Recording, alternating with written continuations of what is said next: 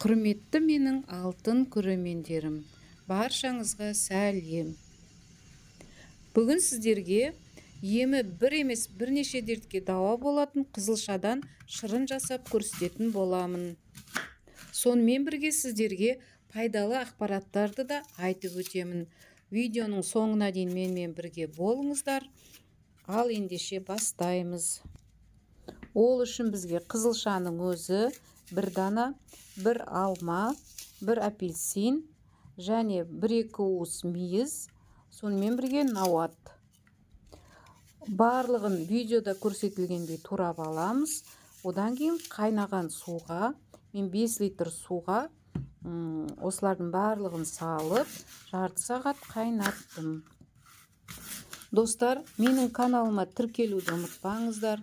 Лайк басып, комментарий жазуды да ұмытпаңыздар.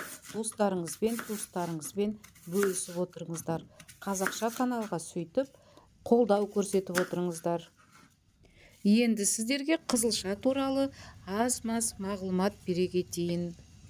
Қызылшаның кереметтігін Гиппократтың өзі айтып кеткен деседі. Қызылша ангинаны емдейді. Тамақ ауруларының кез келген түріне қызылша шырыны ем болады. Ішсеңіз ағзаға, шекке, бауыр, бүйрекке, несеп жолдарына ем. Тамақ ауырып, жөтел асқынғанда еш ойланбай қызылша шырынымен тамағыңызды шаясыз. Ал мұрын бітеліп, гайморит мазалағанда қызылша шырынынан 5-6 тамшы тамызасыз. Бұл ем 3 рет қабылдаған соң-ақ керемет нәтиже береді. Ал баспаны емдеу үшін бір дана қызылшаны қабығынан тазартып, үккіштен өткізесіз.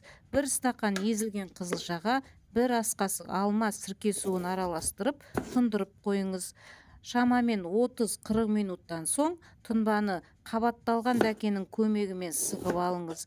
Дайын болған соң шырынның 1 ас қасығын ішіп, қалғанымен тамағыңызды шайыңыз. Қызылша қанды көбейтеді. Қан аздық кезінде ең керемет ем болатын қызылшаның шырыны екенін ұмытпаңыз. Қанды көбейту үшін 1 стақан қызылша шырыны мен 1 ас қасық табиғи балды араластырып, күніне 3-4 рет қабылдайсыз. Егер қызылшаға сәбіз бен қара тұрыптың шырынын араластырып ішсеңіз, онда қаныңыз көбейіп, теріңіз тегістеліп, бетіңіз жылтырап шыға келеді. Әрі қуатыңыз да артады. Қызылша сонымен қатар миды жасартады. Жас ұлғайған сайын адамның миы шаршап, өзінің жұмысын қалыпты жүргізе алмайды екен. Осы кезде есте сақтау қабілетінің нашарлауы, ұмытшақтық секілді жайсыздықтар пайда болады. Ал мұның алдын алғыңыз келсе, қызылша шырынының көмегіне жүгініңіз. Егер күніне 1 стақан балғын дайындалған қызылша шырынын ішсеңіз, онда ми жасарып, жұмысы жақсарады. Әсіресе қан қысымы тұрақсыз жандарға таптырмайтын ем көрінеді. 1 стақан қызылша шырыны қан қысымын қалыпты ұстап, көңіл күйді көтереді. Егер біз ұсынған емді үзбей қабылдасаңыз, оң нәтижені 6 айдың ішінде анық байқайсыз. Қызылша бауырдың жұмысын жеңілдетеді. Егер күніне 3 рет қызылша шырынын ішсеңіз, бауыр ауруынан біржолата құтыласыз. Ем үшін стақанның 1/3 бөлігімен қызылша шырынын ішесіз. Оған қоса 100 грамм шикі қызылшаны үккіштен өткізіп жейсіз. Қызылшаның құрамындағы бетаин заты бауырдың жұмысын жеңілдетеді. Сонымен қатар өт жолдарына, асқазан ауруларына және сары ауруға керемет ем болады. Қызылша шырыны бұлшық еттің ауруын басады. Әрі қатайтады. Спортпен айналысатындарға күніне кем дегенде 200 грамм балғын қызылша шырынын ішуге кеңес беріледі. Физикалық жаттығу, үздіксіз қозғалыс, ауыр зат бұлшық етке салмақ салады. Ал оны қайта қалпына келтіретін бірден-бір ем қызылша шырыны. Қызылша онкологиялық аурулардың алдын алады. Егер сізде онкологиялық аурулардың белгілері біліне бастаса, дереу қызылша шырынын ем ретінде қабылдауды әдетке айналдырыңыз. 7 күн үзбей ішіп, қайта тексеруден өтіңіз. Міне ғажап, өз көзіңізге өзіңіз сенбейсіз. Өйткені қызылша шырыны сіздегі онкологиялық клеткаларды қалпына келтіріп, аурудың алдын алады. Құрметті менің алтын көрермендерім, халық емін қолданбас бұрын ең бірінші дәрігермен кеңесіп алғандарыңыз жөн. Енді шырынымызды жарты сағат қайнатамыз. Баяу отпен қайнатқандарыңыз дұрыс.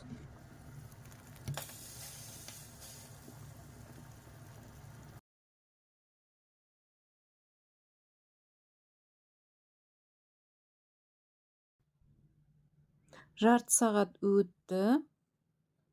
Шырынымыз дайын болып қалды. Енді бөлек ыдысқа құйып аламыз.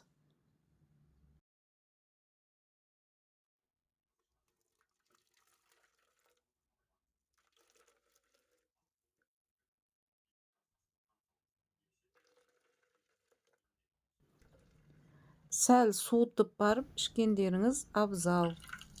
Апельсин қосқандықтан шырынымыздың түрі өте қою қызыл емес, әдемі цвет болып тұр. Достар, видеоға лайк басып, комментарий жазып, достарыңызбен бөлісуді ұмытпаңыздар. Егер тіркелмеген болсаңыз, тіркеліп алыңыз.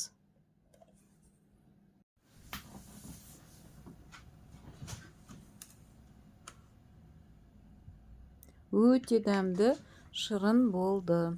Тура осындай қылып жасап көріңіздер.